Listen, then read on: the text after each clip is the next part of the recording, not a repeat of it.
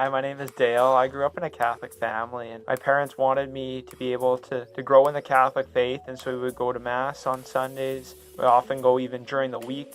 We were going to a retreat at least once a month, traveling all over the prairies, being able to go on these retreats. And in these retreats, I was learning a lot about my faith and wanting to grow closer to God. But there was something that there was a sort of a deep disconnect between my head and my heart, that I was knowing these things about Catholicism in my head, but my heart wasn't always living them and integrating them. And so I had gone to university, and in university I was learning all about the faith with my mind, but I wasn't living it always in my heart, that I wasn't loving those around me as well as I could. I thought that I had to earn God's love. I was going to Mass every day.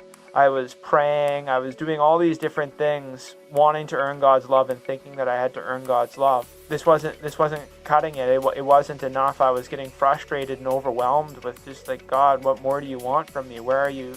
Where am I supposed to go? What's supposed to happen? And so the summer of 2013 came, and in that summer, Luke Bryan, the country singer, had a song called Crash My Party. And in that song, I changed some of the lyrics to say, Jesus, you can crash my party anytime. And so I made this kind of a prayer that I was praying, saying, Jesus, you can crash my party anytime. I went into a retreat, and in this retreat, I was just praying, Jesus, you can crash my party. And that's what he did. I was busy watching a video during the retreat, and as I was watching this video, there was the sprinter, and as he was running, he tore his hamstring. There was something in me that tore as his hamstring tore, that it was like I couldn't do this on my own. I was trying to do life on my own. I was trying to be perfect. I was wanting to earn God's love, and these all just kind of shattered as I watched the sprinter. His hamstring tore. There was something that tore inside of me, knowing that what I was doing I couldn't do anymore. And so I started to cry, and it was just really moving in my life, and just like, okay. And as I was crying, I pictured in my mind that at the center of my life there was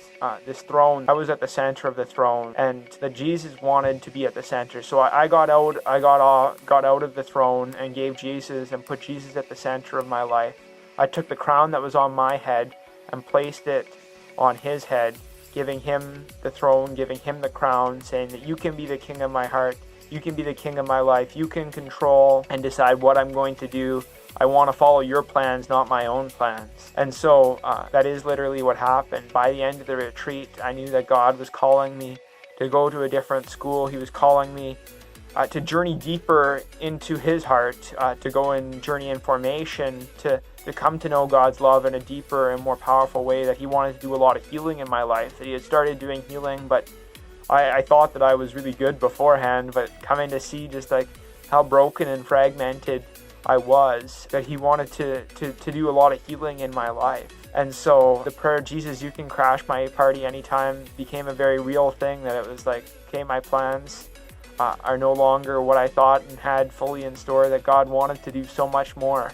And that's been a theme of my life, of God revealing himself as more, that he wants to do so much more in me than my expectations, that so often I dream too small with him, but he wants to do and reveal so much in and through me.